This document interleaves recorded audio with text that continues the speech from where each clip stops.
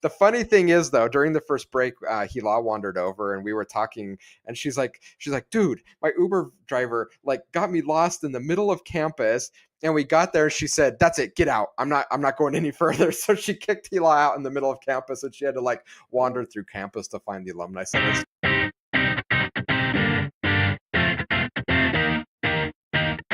Welcome to 33 Tangents, a roundtable discussion covering a wide variety of topics from digital analytics to working remotely to current happenings in business and technology.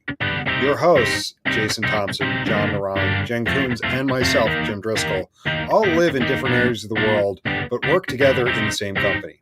Our regular day-to-day conversations often go off in various directions, and the goal of this podcast is to share our ideas and find new ways to engage with others.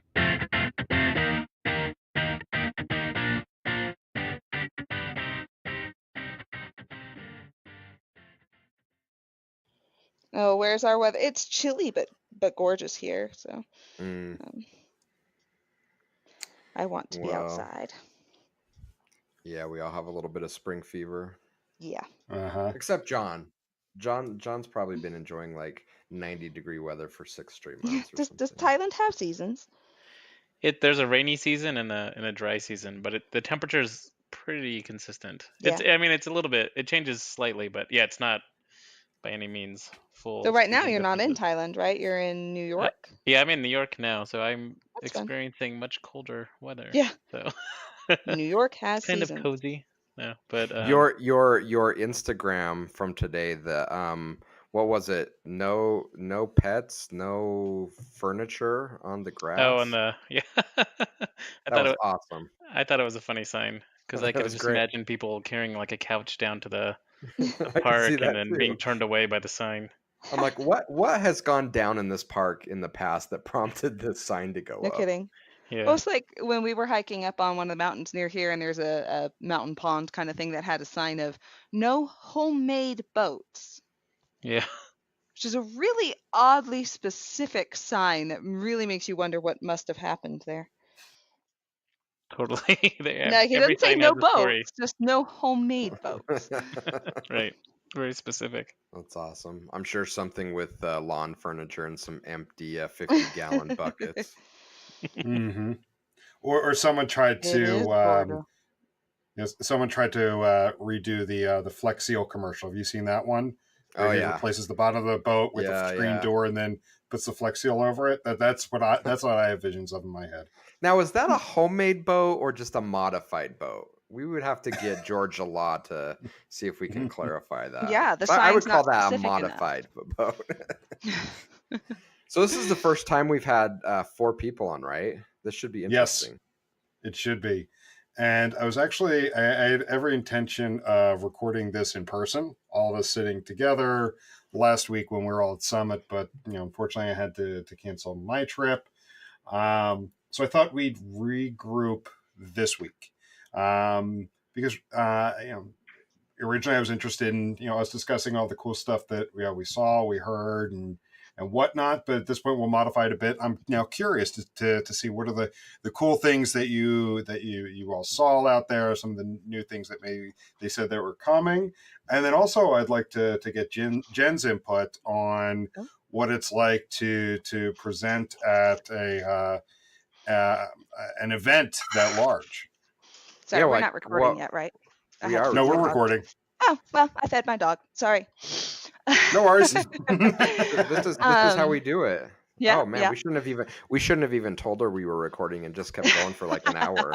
It would have been so good. Well, it was either that or she made whimpery noises the whole time we talked. So no, that's why people I think like our podcast is it feels natural. Yep, that's me keeping it real.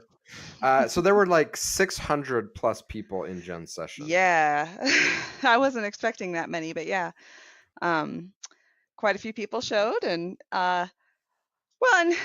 Jason, you presented at stuff, and I'm sure John and Jim have to a degree as well too. This was definitely the biggest presentation I've ever done, but it was only 11 minutes, and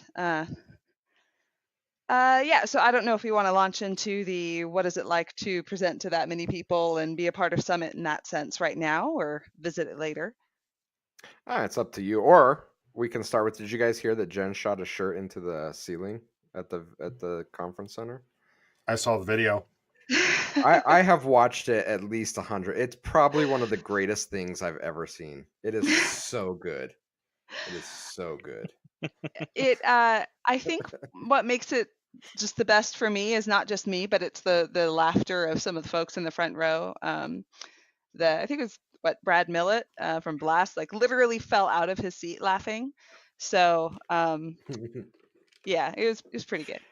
And Jim, if you haven't seen it, John, I think you probably have. John shot a 360-degree view of it on video, so you can drag it around. And I've been watching that over and over again because you can look at the different parts of the audience and see how people react, and it's just amazing. It really is so good.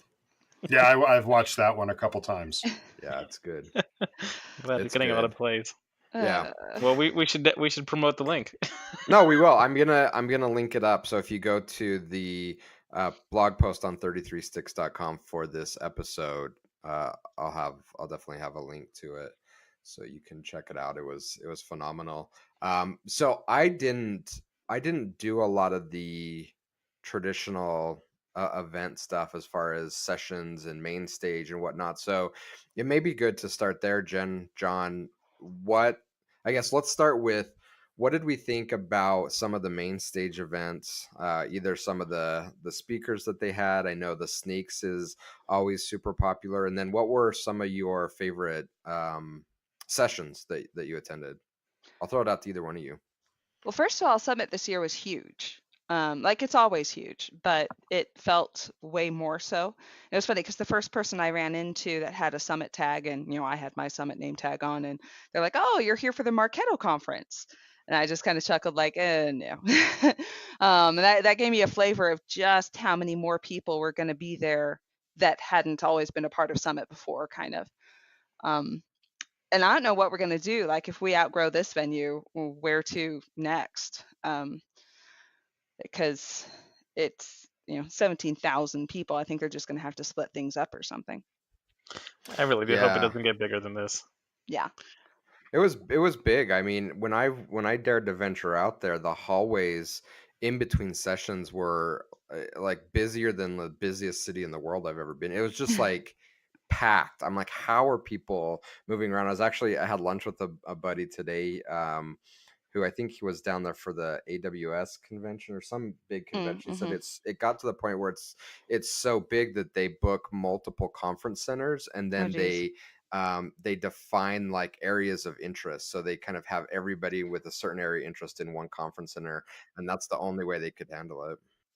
Yeah, I think Adobe's going to have to do something like that eventually.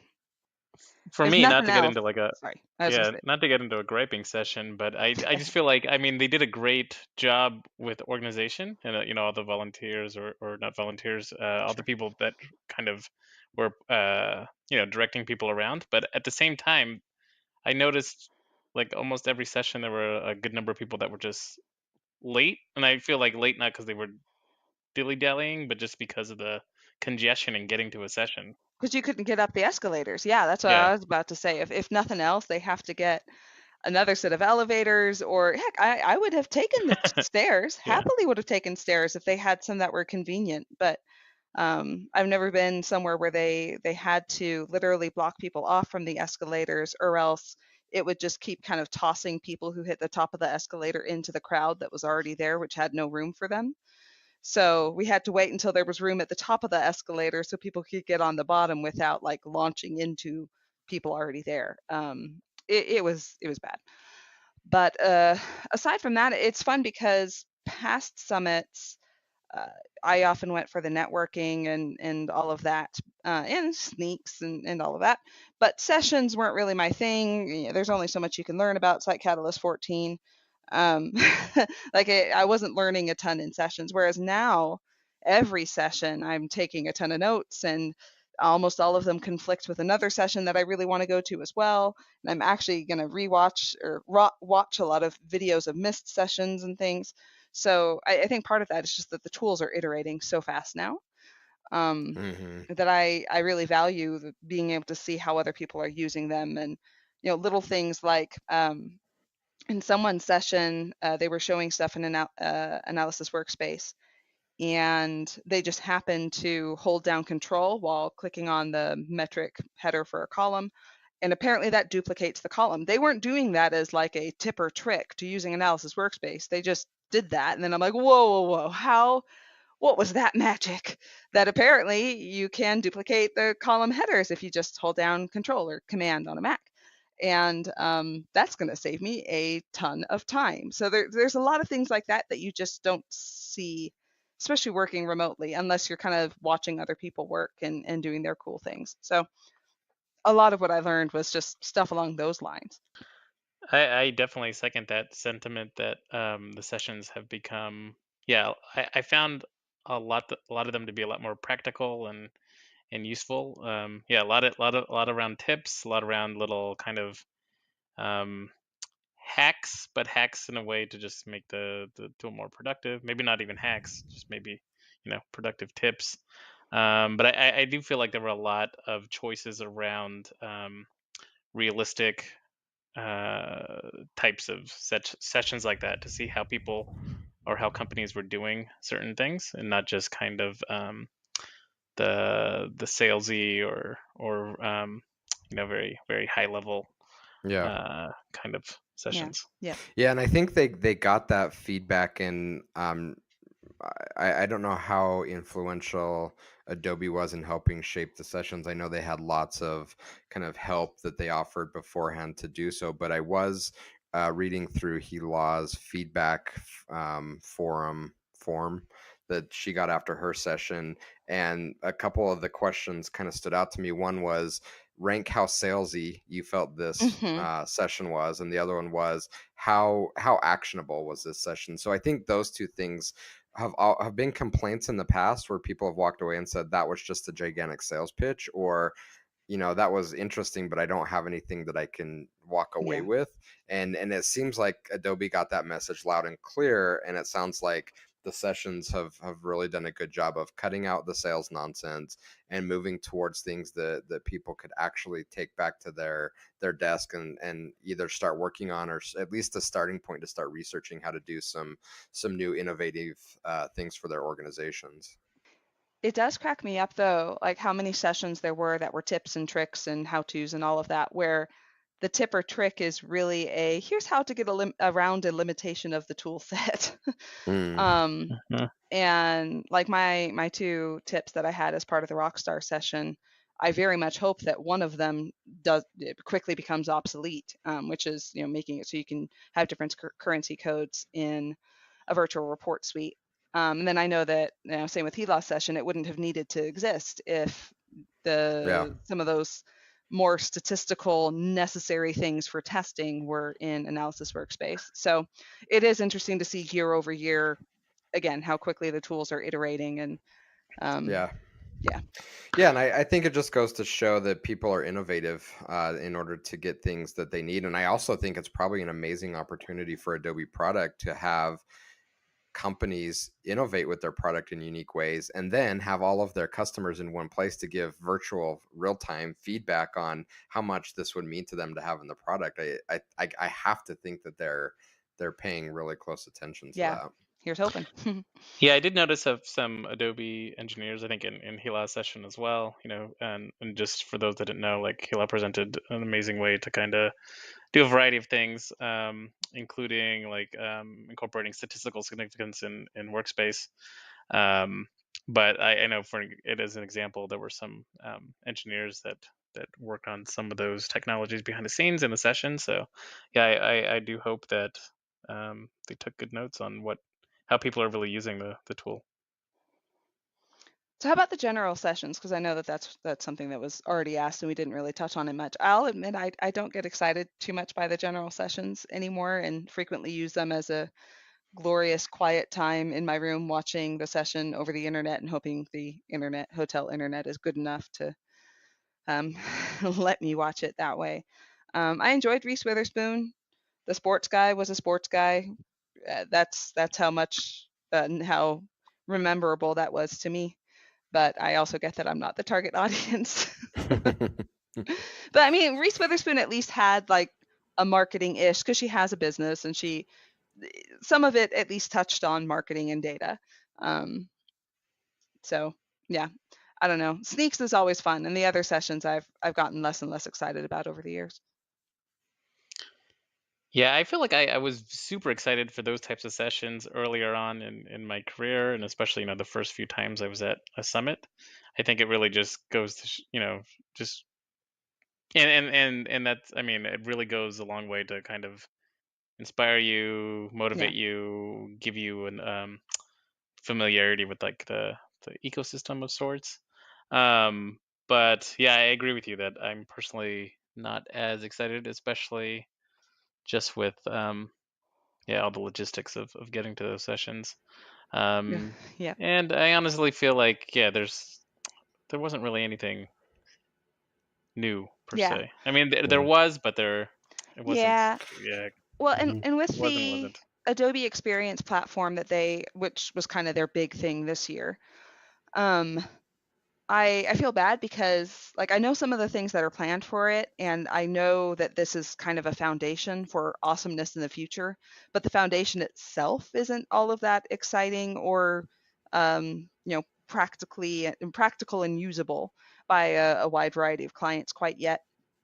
So yeah, I can't wait to see some of the future things that they do with that. And in fact, they even snuck, I don't know, a peek at it last year during Sneaks of being able to bring in NBA data sets or something like that, where the future is you can use Analysis Workspace on any data set that you want without having to pretend like it's web data or feed it into Adobe Analytics. That kind of stuff is really, really interesting. And they even talked about things like in the distant future, your implementation, you would have just one JavaScript on your page, not in the sense that you'd have one JavaScript that contains everything, like has your audience manager library and your S code and all of that, but really just one code, one beacon with key value pairs, no more EVARs, no more events. And then Adobe helps interpret that as needed into the different tools. And in some cases, not even doing that mapping anymore. Merely a dimension is a dimension is a dimension. It's no longer a EVAR here and an inbox param there and so forth. So that's the distant future, but they're laying the groundwork for a lot of that now. And that's really exciting to me, but also kind of like, well, not much I can do about it yet. Yeah, so I didn't attend that session, but I'm interested in what you took away from it as far as what the roadmap looks like and when things may be enabled. And do you see them working towards that point of not only being able to use the tools as a platform, but to be able to use the tools to connect it together? Because it's something that we see with all of our clients universally, is that whether it's web data and other data, but more so, web data across disparate systems and offline data, and we have to look at this all together. People are doing it, and so I'm wondering if Adobe's saying, hell, they're doing it already. Why don't we provide the playground for them to do that all within our ecosystem? Kind of going down, I don't know if you call it a CDP or what you call it, but do you see that as kind of the direction that they're moving towards? I do, yeah. Yeah, I think there's kind of two sides of it. One is the server side tag management side of things, and Telium and Particle and a bunch of other things are kind of already doing this. And I think the whole industry is feeling the tug of it, that eventually we're going to have to do that, if only for page performance and privacy, and you can't have a gazillion tags anymore, and all of that. And then the data lake, CDP side of things of that's just kind of the way of the future, that everybody wants all of their data in one spot. I do feel a little bit like we already have, there's a lot of competition in that space, or everyone's arriving in that space at about the same time and equally as well as each other. That if it's going to be done at this point, it needs to be done really well, because there's a lot of folks doing it mediocrely. Yeah. So not that these two companies are anywhere in the same universe, but I'm wondering if and I don't know if everyone saw the Sizmek filed for bankruptcy on Friday. And for those that don't know, Sizmek tends to be a really big aggregator of ad marketing conversion code. So if you go to any site and look at the Sizmek tag and then follow it through, it tends to load up a lot more marketing conversion tags. I wonder how much that is going to cause people to think, because we've seen this interesting shift where everyone had these disconnected ecosystems, and then we saw this huge consolidation towards cloud-based deployments. I wonder if we're going to kind of swing back a little bit to the other side where, I don't think Sizmek has the weight, but maybe people start thinking, this is scary. What if Adobe files for bankruptcy and goes out of business, and like everything we have is interconnected there? It's a pro and a con, or because it is. it's the so single much point easier. of failure, but Yeah, so but much it's also of a single everyone's point of having everything integrated. yeah, So exactly. And that's the big thing for me, is so much of what we've been doing on the implementation side for the last, I don't know, for me, the last 3 or 4 years has all been around tags and governance and trying to get things back under control, where, you've been in a tag management system for 3 or 4 years, and when you started, you didn't realize how much you wanted to keep things documented and follow certain standards. And to be fair, none of us did back then. And now you have 400 tags, and we can put something in place to make it easier going forward. But what are you going to do about all of those tags that have been hanging around since 2016 that are within crooks that's deployed by GTM, which is deployed by DTM? Like, yeah. Yeah, I've literally seen it 4 containers deep on one of my clients. So but it makes it really, really hard, because then when people are like, my double click tag broke. Okay, well, which one is it? What were your original requirements? And is it the one that's in GTM, or the one that's done through GTag, or is it the one that type of stuff's getting really, really difficult. So I agree. Single point of failure is scary, but also governing across a bunch of different tools is really hard. Yeah, and it's not super sexy, but I think there's got to be a product opportunity for someone to write a SaaS solution to help easily document MarTech deployments. I'm hearing it more and more, where before it was kind of an afterthought. I think I've talked with 3 or 4 companies in the last week that have said our biggest challenge is documentation. I talked to someone at UnSummit, a small event that happens right before the formal summit, and that's what they were saying, is that we can't even get to a place of being innovative, because we're constantly just trying to maintain things and figure out what happened before, because there's zero documentation anywhere, and it sucks. Sorry, well, we're getting far away, but it's an interesting topic. But with the analytics, at least, a lot of folks struggle with the documentation, but I feel like both with Google Analytics and Adobe Analytics, there is enough continuity that, if I see an EVAR firing somewhere, I might have to figure out, what was the original purpose of it? Is it meeting its requirements? But with third-party tags, they like, okay, so I have this, brand A. I see that in Observe Point that it says that I have brand A tags all over the place, but brand A got bought by a different company last year, and we no longer call it that. And they're all changing and rebranding and renaming, and there's new tags all the time, and that makes it even harder to grasp. But you're right, we're getting away from the topic. But I do think moving to server side and getting all of your data in one place, at least that's what Adobe and or a lot of other of the vendors out there seem to think everybody wants. I do get a little nervous too, because I know in one of the general sessions they talked about, such and such a client's bringing in 12,000 customer attributes or some such. And on one hand, wow, it's so cool the tool can do that, and think of the capabilities. But I don't know, maybe I'm just jaded, but I hear that, I'm like, ugh, there's no way they're getting value out of all of that. That's just a big pool of data that is almost too big for its own good. And what do you do at that point? Yeah, for sure. John, any interesting hallway conversations or things that happened outside of the prescribed summit path that you were able to partake in? Just trying to think. I mean, outside of it's always. I mean, I did get a lot of value out of a lot of sessions, so I didn't want to come off as sounding jaded earlier by any means, but I think a lot of the side conversations, I mean, in our case, we're with a lot of our clients and our family of sorts. So I think those were always great. I mean, it's always awesome to share all kinds of ideas, discuss things that we've seen and how we can incorporate that into our future collaborative work. I'm keeping it vague on purpose, but I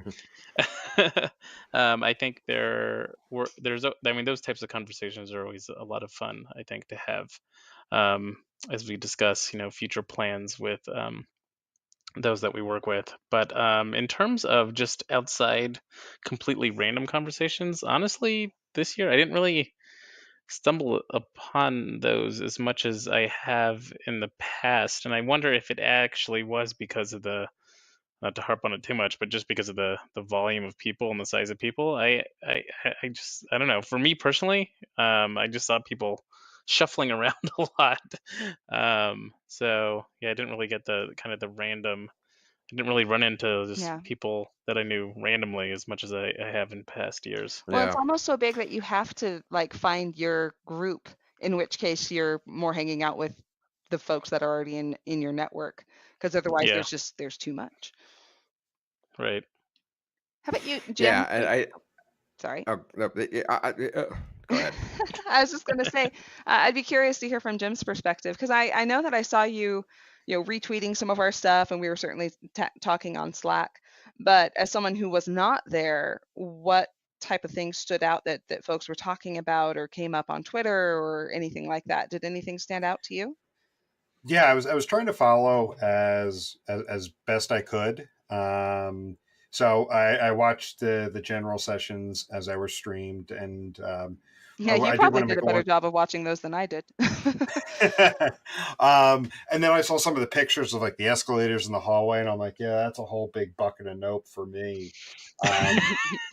And to talk about like hallway conversations and whatnot, like I had the opportunity to go to Summit in London, the European summit that they have following in May every year, and I may have mentioned it on the podcast before. And I will say, when I went there, I really enjoyed the EMEA Summit, the one in London, because it's much more intimate, and it reminded me of the days when Summit was in Salt Lake City, when it was much more intimate. You could easily find people and stumble across people in a hallway, and you could find a nice corner to chat for a bit, or find a seat in the lounge area to talk. And I mean, I remember last year in Vegas, and it was crowded, and it was tough to do that. So seeing some of the pictures, like that is one thing that stood out to me. Like, wow, if it was crowded last year, I can't imagine what it's like this year, with everyone saying it's crowded. Now, I mean, there's definitely one session I wanted to go to, and my registration's still good, so I'm going to watch it now that they're up. Watch the stream of it. Around like the new API that's coming out, see what new stuff we can learn there. But I mean, the biggest thing is that jumped out is the stuff, obviously, Jen, that you were talking about as far as like the future architecture and sending data in, and then just some of the new features that are coming to launch. There seem to be a few features that you had mentioned that would make using it much better. And then honestly, a lot with launch, the conversations around extensions. And I know there was a lot of talk on Twitter, not just during Summit, but even before that, about public extensions that people could use, but then also the development of private extensions. And that really excites me, because not to rehash what you guys were just talking about, but going back to how do we manage and guide clients in managing an ecosystem where everyone just falls in with the ideology of like, well, just deploy a tag, and then 2 years later you've got all of these tags. You don't know if they're still used or not, if the vendor still exists. and the thoughts of just the conversations around private extensions and what could be done there. I mean, really got the juices flowing as far as what we could do with maybe some of the current problems that we're seeing. So that was a bit of a ramble. But like I was trying again, the biggest thing was just trying to catch up, keep up with what people were talking about, and then kind of keep those things in mind when I go back and rewatch some of the sessions that I was hoping to attend while I was out there. John, Jen, did you hear much talk either session wise or just in your conversations around privacy? So we're just coming off of GDPR. We have the California Consumer Privacy Act that went into law the middle of last year. Seems to be kind of the beachhead for more and more regulation around data privacy.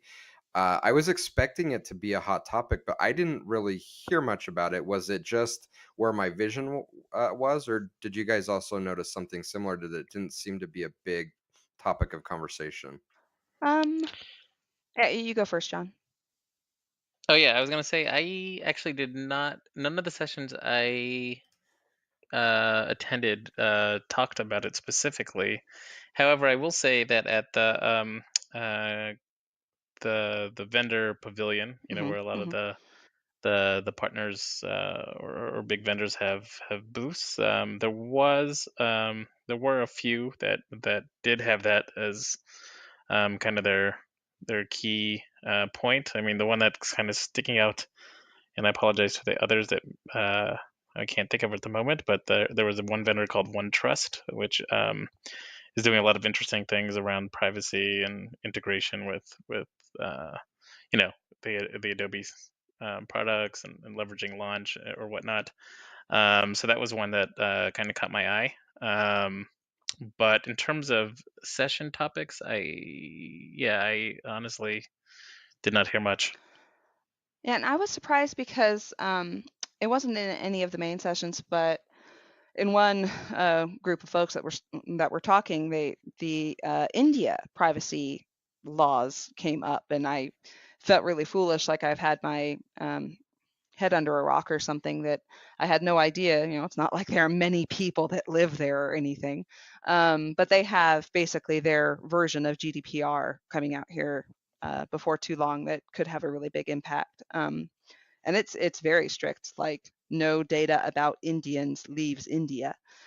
And it does surprise me how much we could all be oblivious to the fact, well, I don't know, maybe it was just me that was oblivious, but how oblivious we can be to major things like that. I do know that as far as conversations I was in with random Adobe folks about roadmap and stuff, that it is definitely coming up in their roadmap more and more. Like we talked about the whole server side and the impacts of that to privacy, and how different tools out there for opt-in, opt-out, and all of that. So yeah, it certainly didn't come up with any of the client folks, but it did come up from the Adobe side, a fair amount of them trying to be prepared for it. So every year, it seems like there's at least one group that uses Summit as an anti-campaign opportunity. Do you guys remember what was it, like monkeys or gorillas? No, it was what was it? Do you guys remember? Gorillas, there was like the gorilla in the room, or what was it? 500-pound gorilla. That was way back in Omniture days. Was that an Omniture Yeah, thing? that was Omniture versus its competition that may or may not even. And there was like around. one year there was like the Frankensteins. Because this was when everyone was going to the cloud. It's like, do you want like a Franken something? So anyway, so like every year it seems like someone takes an opportunity to say, wow, we have this whole group of people in this ecosystem, and we're gonna advertise the opposite or the anti version of that. This year, there was a billboard heading into the Strip on the freeway, on one of the freeways from Optimizely, saying how you would be much better using Optimizely than Adobe Target. I don't know, they've got some campaign out there about how they're 70% better or something. So I thought that was interesting. Did you guys see any other vendors there that were kind of Adobe competitors that used as an opportunity to target the audience? I didn't, but what really surprised me was how many clients I talked to that were going from DTM to Telium, not to launch. Interesting. Yeah. Well, Telium did a really big push, a strong marketing effort to say, if you guys are having to re-platform, you might as well consider going to Telium. So it sounds like, at least anecdotally, there may be some companies that took that bait. Yeah, that's what I was hearing, and it was surprising to me. Telium's a fine tool, and certainly the stuff that they're doing with server side and data and all of that is very interesting to me. I don't think their future in client side tag management's anything I'd get super excited about, but I have clients that most folks could do well in either Telium or launch, and most folks could fail miserably in either Telium or launch. And it just has a lot more to do with your data ecosystem, I think. So, but yeah, it wasn't surprising that it's a free tool. It's just curious that that many folks will be moving away from free and onto a paid tool, but it's usually part of a bigger. It's and to be fair, Telium is almost free. Yeah. From it's the actual tag management solution itself is fairly low priced, and if you throw in the free hours of consulting that they offer to onboard you, it's almost a wash. It's almost free. I think the bigger play really is, as companies evaluate that, is what platform do we want to, again, centralize on? Because I think Telium's play is their, what do they call it? Their audience stream, right? And is kind of their CDP and going down that path. So if you're bought into that and you think that that's your ecosystem, then it totally makes sense. Yeah. And I think that's totally it. And if folks ask me like, well, what I prefer, Telium or launch, it really is just well, which ecosystem do you want to invest in? Yeah. John, what was the best thing that you ate? Caught me off guard there. It's going to be a tough one. You guys were pretty darn enamored with those Yardbird chicken. Yeah, I was going to say that. Yeah, that we had a group dining experience at Yardbird in the Venetian. Had the infamous fried chicken, which was pretty darn good. Amazing. I will follow it up with the omelet from Bouchon, was also quite good. And I did not get to the omelet, but I looked at it as a positive, as I got to go back next year. Oh, there you go. Yes, you do. I need have to go try back the omelet. And that purely came from the marketing that got me excited about that was Thomas Keller's masterclass video on how to make a perfect omelet. So Jason, with you coming out, and like you said, you didn't participate in a ton of sessions and you avoided the crowd and all of that for the most part. So what do you see as the value of you coming out? Like, we certainly loved having you around. It was great to see you in person and stuff. And I know you had a lot of one-on-one and small group kind of chats and stuff, but what was the main value for you?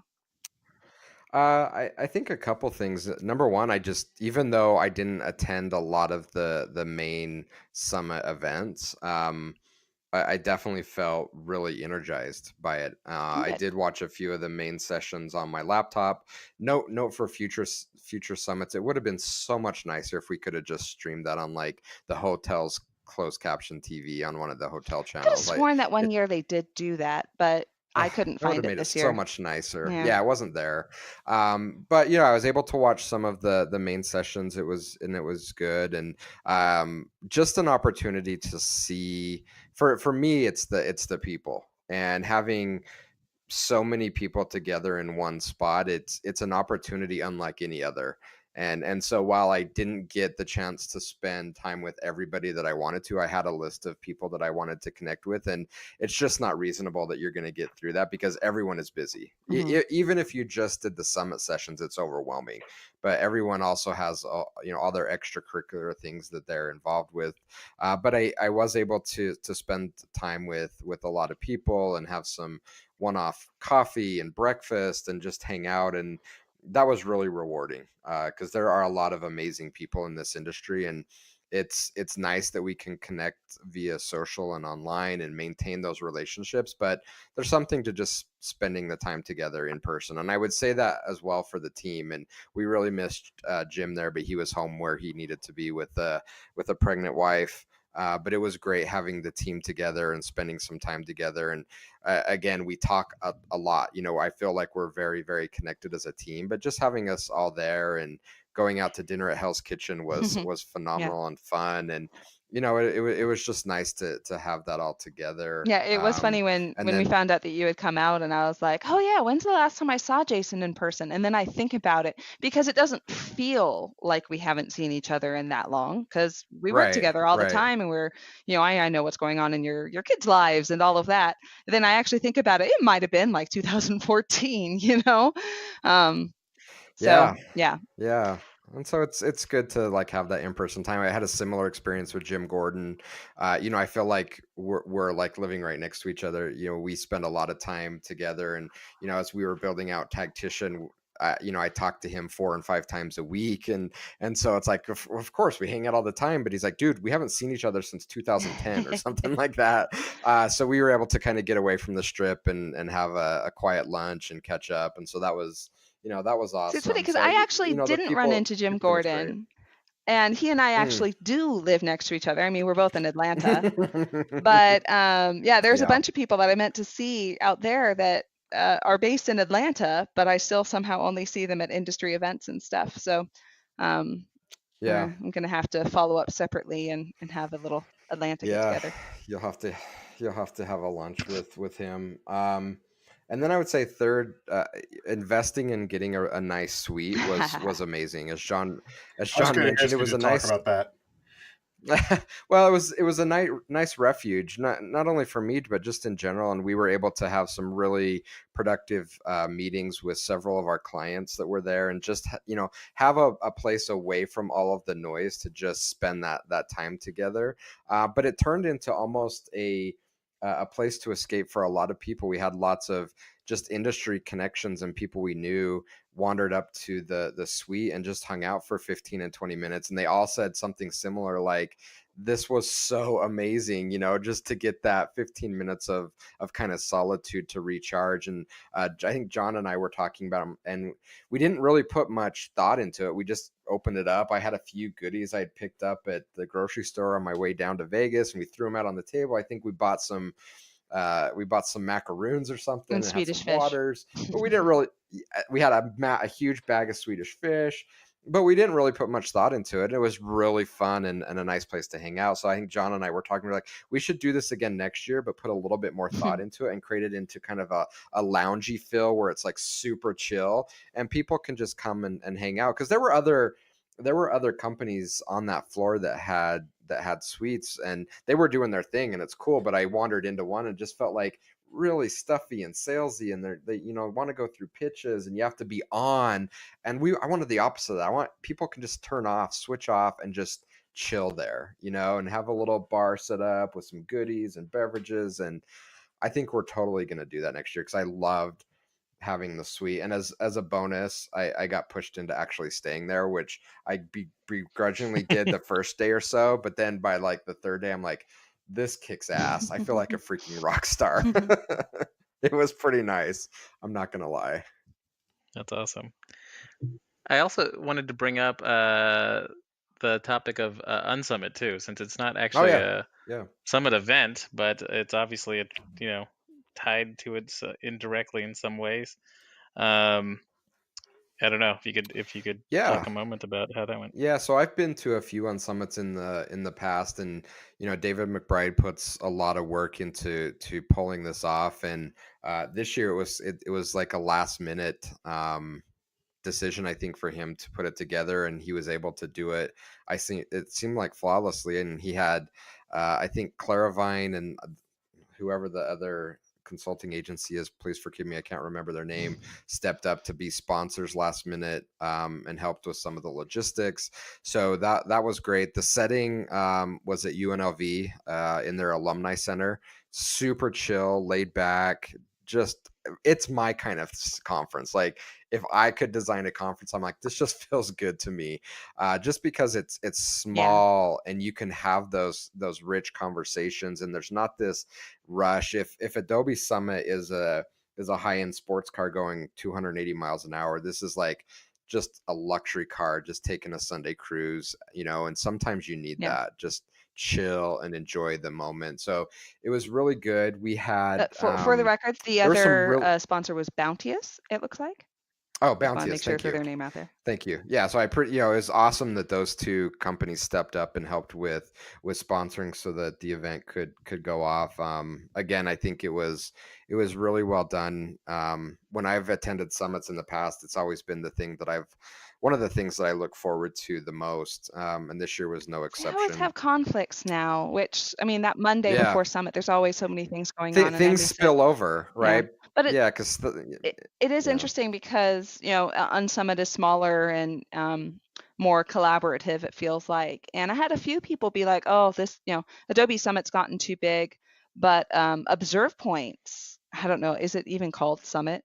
But Observe Points meeting, not the Elevate, right? Yeah. Not the digital or virtual one, but the actual. Right, yeah, I heard really good things. Up at, like, Park City or I heard Deer really Valley. good things from quite a few people that it had that same smaller collaborative atmosphere, and that they got a lot out of it. So that intrigued me. Yeah, so it was good, and really one of the things that pushed me is we had actually two clients that were there and were speaking. So Todd Shaman from Christian Science Monitor talked, and he talked about analytics in publishing, which was a really interesting topic. And then we had Brett from Workfront, also a client of ours, present, and he had this really unique and interesting kind of single point of capturing data. It's interesting that you brought it up because what he was talking about sounds really similar to what you were talking about, this new Adobe platform where there's not this EVARs or events or SProps. It's just this one way to define things. He's trying to propose something similar for how Workfront defines their data, and he presented his model. It was a really interesting conversation. Michael Helbling at Search Discovery gave a great speech to kick it off. I will have to say though that Matt Gershoff absolutely destroyed That's what it. I heard. He was by far my favorite speaker. Just phenomenal job. And it's tough because he chooses really, really deep topics, and it was the end of the day, very last speaker, something that could be easily really difficult to get behind. But I think he was going, and I saw people giving him the "we got to wrap it up" sign. We're getting out of time. I'm like, no, keep going. This is so good. So he absolutely killed it, and was my favorite session. But they were all great. The speakers were really good, and I think some of them were last minute because, again, I think David put this together last minute. So for everyone that participated, it was awesome. And I know they were under some tough constraints, but I really enjoyed it. Other than so Michael Helbling and I were coming back from breakfast, and we were driving together, and I had the address punched into Waze, and it took me behind the Thomas and Mack Center, which is the basketball stadium on campus, in this like back parking lot. I'm like, this doesn't feel right at all. And we were like in like this, like the depths of UNLV. I'm like, I'm super confused. So then I typed in the actual name of the place into Waze, and it rerouted us and took us right to the front door. But when I typed in the address itself, it took us like to this back door place. I'm like, so weird. So anyway, we walk in, and Michael Helbling, David greeted everybody, and Michael's like, yeah, it was great, but my Uber driver sucked, like got me totally lost back here. I'm like, hey, I'm standing right here. The funny thing is though, during the first break, Hila wandered over, and we were talking, and she's like, dude, my Uber driver like got me lost in the middle of campus. And we got there, she said, that's it, get out. I'm not going any further. So she kicked Hila out in the middle of campus, and she had to like wander through campus to find the Alumni Center. So I'm like, see, it wasn't just me that was using the address and got lost on campus. That's funny. So that was pretty funny. Yeah, but overall it was a really good time. And who actually went to Bash? Because I know that Jason and I both got a little peopled out, kind of. John, did you go? Yeah. Yeah. Hila and I Oh, that's right, went Hila. together. I know Yeah, Hila I went. actually thought that was I thought it was a great time. The Killers were the entertainment this year. Second time I missed out on them, by the way. Oh man. Yeah, one of my favorite bands. So, and actually, I was also. I mean, we keep talking about the size, but I was totally blown away by just the size of the performance. It was at the the T-Mobile Arena, which I actually I guess wasn't paying attention. I didn't realize it was actually there. So it was a pretty packed crowd. So it was definitely like a full blown kind of show. But yeah, we had a lot of fun. We hung out with some of our clients and friends, and yeah, it was a nice little break. I enjoyed the break of not being there, but yeah, I As saw did some of the I. pictures. I'm like, this is an actual full blown concert. Like that arena looked completely packed. I'm like, this is insane. Yeah, no, it was it definitely did not feel like a conference event, unlike some years in the past. It was actually like big enough that it actually felt like a full blown thing. So yeah, it was pretty cool that was included for those that enjoyed it. Yeah. No. Yeah. Cool. Yeah, I missed out on the Killers in 2010. I believe that's the year that they performed. I missed out on that one. So then I was excited when I heard that they were the act this year for the Bash, and then missed it again. So I guess anytime that the Killers are the performers at the Bash, we should probably just assume I'm not going to be there. Oh, I've just had rotten luck. Like I had to miss. I've been to the Summit but missed the Bash specifically for Maroon 5, Flight of the Conchords, Lenny Kravitz, the previous Killers, like all of the. Yeah, I've had really bad luck. The only ones I have made it to were Beck and Weezer, and even then I go just to see a few songs so that I could check off the list of like I have seen this artist perform, and then I go back to my hotel and hide because it's just too much people. Yeah. I have, to be fair, I have been to a couple in the past, but I think the last one I formally attended was the Black Keys. I can't remember what year that was. You guys are bringing back a lot of memories. Yeah, I missed that one too. All these performances. Yeah, I wish I could figure out how many summits I've been to. By? Yeah, people totally. remember summits by the band, right? Yeah, by the band, and then pre Vegas and post Vegas. And I remember it like pre Salt Lake, pre Snowbird. I think it went to Park City one year. So Snowbird, Park City. Yeah, I was in Park City. I went to the Park City one. Oh, yeah, I missed that one. I did too. So I believe it was at the Canyons Resort in Park City. It was at the Canyons Resort. Side note, oh damn it, that brings up some bad memories. Side note, I had everything stolen out of my car at the Canyons. Oh, boo. So I was up there for an Omniture Christmas party, holiday party, I guess. Nerd prom. I had nerd prom, and I had my car valeted. I went back out to my car and everything was cleared out. So I have bad memories of the Canyons, but I should try to see. Actually, my bad memories were from the Grand America Hotel, which is actually a very nice hotel, but it is older, historical building, and I got stuck in the elevator. Like the elevator door. Grand America or Little America? The bigger one. Yeah, it's fairly new.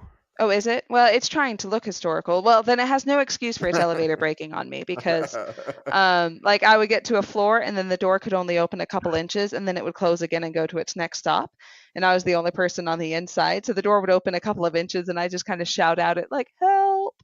And I've never in my life had cause to use an elevator emergency phone thing. That's the only time I ever have.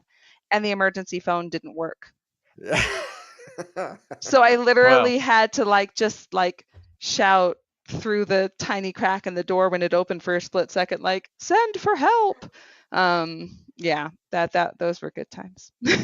Built in 2001, FYI. Really? So not that old. Yeah, it's not that old. Yeah, no excuse then. New, so yeah. Yeah. So unless someone tells me otherwise, because I quote unquote went and I got my backpack to prove it to Summit in Vegas, I've been to every location: Snowbird, Park City, look at that. Grand America, Little America, Salt Palace, now the Sands, Vegas. Nice. Well, We need pins or something. I know. That would be awesome. Speaking of pins and swag and stuff, I will say I was disappointed by swag this year. That everyone has socks. So everyone listening to this, if you have a booth, leave the socks to Observe Point and bring funner things. But did you get to hold the puppies? No. The second my session ended, like I literally tweeted like, the puppies are still there, right? I'm coming. And I like ran down the hall to get to them, and just as I got to them, they closed the line. So I was able to watch other people enjoy the puppies, but I was not able to. I'm very sad. Like my kids know, that's what they know about Summit, is that mom gets to play with puppies. Yep. Awesome. Well, I mean, it sounds like everyone had a great time. We definitely missed you, Jim. Yeah. So hope that you will join us there next year. We're already starting to think about it. In fact, it's crazy how much thought just we have to put into Summit, and we don't do much. So I can't imagine. We were talking about it. I'm like, I think it's probably multiple people's. Right. I think it's probably multiple people's full-time job at Adobe just to plan Summit. Yeah. And every year we think about it when we get back and we're like, okay, there's 50 things we didn't get done that we wanted to. We need to start planning earlier this year. I'm like, we started in June, but it's like, so anyway, we missed you, Jim, and hope you will join us next year. But I was glad to get out there and spend some time with you guys. It was a lot of fun. One of the highlights was definitely Hell's Kitchen. That was some delicious food and great company. Yep. Yeah, I definitely missed it, and trying to keep up with it, there was definitely the I wish I was there kind of feeling. But like you mentioned, for good reason this year, and all goes as planned. I'll be back there next year, so I definitely missed. Like breakout sessions, main stage sessions, all of that aside, I do just enjoy spending time in person with people, and the time that we get together as a team, time with clients of ours that are there, and part of it too is, since it's outside the office, when we work with clients there, the walls come down a bit, and people are a bit more relaxed, and you're able to just sit back and have fun with them as a person. And sometimes it's kind of laughing at maybe something that went wrong and was stressful in the moment. You're able to kind of how you shot a chandelier with a t-shirt cannon. What's that? Like how you shot a t-shirt cannon at a chandelier. Yes. Yeah. But you have those moments, so you're able to sit back and laugh at them, and have some fun, and then also as part of the fun, talk about the big things to do next. So yeah, I will be back there next year, and we'll definitely have some fun. Yeah. Awesome. Sounds great. Yeah, it's absolutely like it's kind of our offsite in a sense. Yeah. Being a completely remote. It is. Well, company, and even aside from like hanging out with each other, which is awesome, but there are so many people in the community that it's a wonderful community. And especially like those who spend a lot of time on Twitter, or those who spend a lot of time on Measure Slack, like I do. Like there were a lot of folks that I met that I realized like, oh, have I really never met you in person before? Because, we're BFFs. We talk all the time and help each other out, and they feel like coworkers, even though they're not. And I've never actually, had any shared client work with them. But I love spending time and chatting with them. And part of it too is just hearing that a lot of us are going through the same problems, or at least, the problems my clients are experiencing are certainly not unique to them, and how we're all evolving and as an industry together, kind of at the same pace in a lot of cases, can be very reassuring to hear. And also hearing a few cases of folks that are a little bit further ahead, and just knowing that it is possible to get there. I need to hear that of all of this effort does yield results. I did get to run into a few former clients that, it's been 3 or 4 years since I worked with them, but finally a lot of the governance things we put in place, they're like, yes, it's working, everything's clean. It took us a while to get there, but your work paid off. And I need to hear that kind of stuff. So yay for our industry. Indeed. Well, thanks for pulling this together, Jim, and letting us reminisce, and hopefully didn't bum me out too bad. But I think this is a good summary and good time all around. Yep. And Jim, you're gonna owe us lots of baby pictures. That's, we didn't get to see you and hang out with you in Vegas, but babies. They will be coming. So all right, a couple more days, Yay. and they'll be shared. So we're just wrapping stuff up before that happens. But yeah, I think it was great to hear everything you guys experienced out there, and yeah, it's just our industry's annual party. Let's call it what it is too, which you need some fun. So I'm trying to live vicariously through everybody. I'll see everybody next year. Deal. Cool. Well, thanks, guys. I appreciate the time, and we'll go ahead and wrap up for now. All right. Thank you. you. Talk to you later.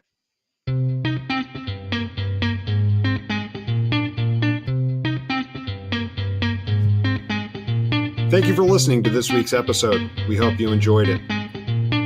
If you'd like to reach us, you could do so by emailing podcast@33sticks.com or on the web at www.33sticks.com. The 33 Tangents podcast is a production of 33 Sticks.